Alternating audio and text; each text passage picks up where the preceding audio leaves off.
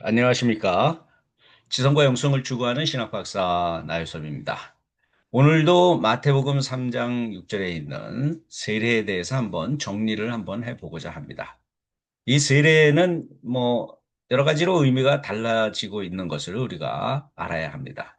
첫 번째는 마태복음, 마가복음, 누가복음의 자료로 사용된 큐에 나타난 세례를 보면 세례 요한이 회개의 세례를 베푸는 것으로 표현이 되어 있습니다. 그것은 회개하고 회개에 합당한 열매를 맺는 자에게 주어지는 종교적인 예식이죠. 다시 말하면 행동의 변화, 자기의 죄를 자복하고 거기에 따른 행동의 변화가 있는 사람들에게 주어지는 종교적인 예식으로 그것을 확증해주는 종교적인 예식으로 표현되어 있습니다. 여기에는 하나님 나라에 들어간다든지 하늘나라에 들어간다든지 이런 내용은 전혀 연관되어 있지를 않습니다. 단지 이미 그들은 큐에 나와 있는 어떤 그 제자들은 유대인들이었고 이미 자신들을 하나님의 백성으로 생각을 하고 있었기 때문에 그들에게 실생활에 있어서 매일매일 죄를 회개하고 또 세례를 징표로 받는 것이죠. 그렇다고 한다면 그 회계는 일회성일까? 꼭 일회성은 아닌 것 같아요. 매일 회개한다고 한다면 또 그 열매를 맺는다고 한다면 가서 세례를 받을 수가 있었던 것 같습니다. 그런데 이것이 한 20년 후에 바울에게로 넘어오면서 신학화됩니다. 바울은 갈라디아서 4장, 3장 26절, 27절, 28절에 보게 되면 세례를 그리스도와 합하여 연합하여 장사 지낸 바 되는 것으로 이야기를 합니다. 장사 지낸다는 것은 뭐예요? 죽고 무덤에 묻히는 것입니다. 이렇게 신학화됩니다. 그래서 세례는 뭐예요? 회개 그 자체보다는 그리스도와 하나가 되는 존재, 그리스도인이 되는 그러한 예식으로 이야기를 합니다.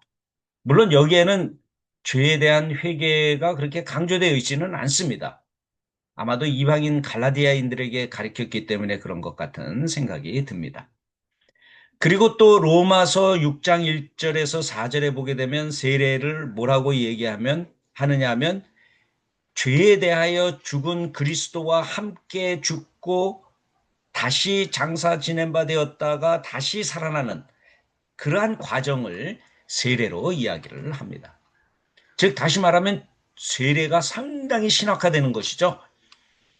죽음에 들어갔다가 다시 새 생명을 얻는 부활에 참여하는 이러한 모습으로 신학화되는 것을 우리는 볼 수가 있죠.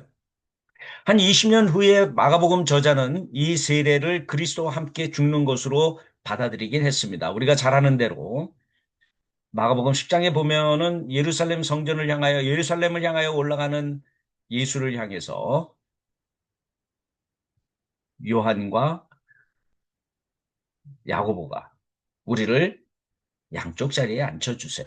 그랬더니 너희가 내가 받는 세례를 너희가 받을 수 있느냐?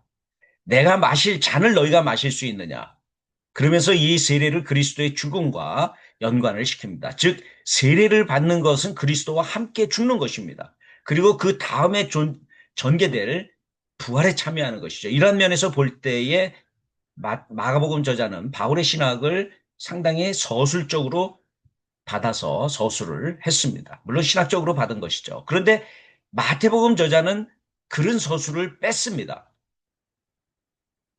잔과 세례를 동일시하지 않고 세례에 대한 언급을 아예 빼버렸어요. 그러면서 세례는 세례 요한이 베푸는 것, 오직 세례 요한과 연관시키면서 하늘나라에 들어가는 징표로 그렇게 표현하고 있습니다. 이처럼 세례에 대한 개념이 조금씩 달라졌다는 것을 제가 한번 여러분들에게 전하면서 여러분들도 여러분들이 받은 세례 어떻게 생각하시고 어떻게 규정을 해서 여러분 나름대로 신앙을 이어가고 있는지 한번 깊이 생각해 보시기 바랍니다. 이것이 오늘 강의의 초점입니다. 오늘도 시청해 주셔서 대단히 감사합니다.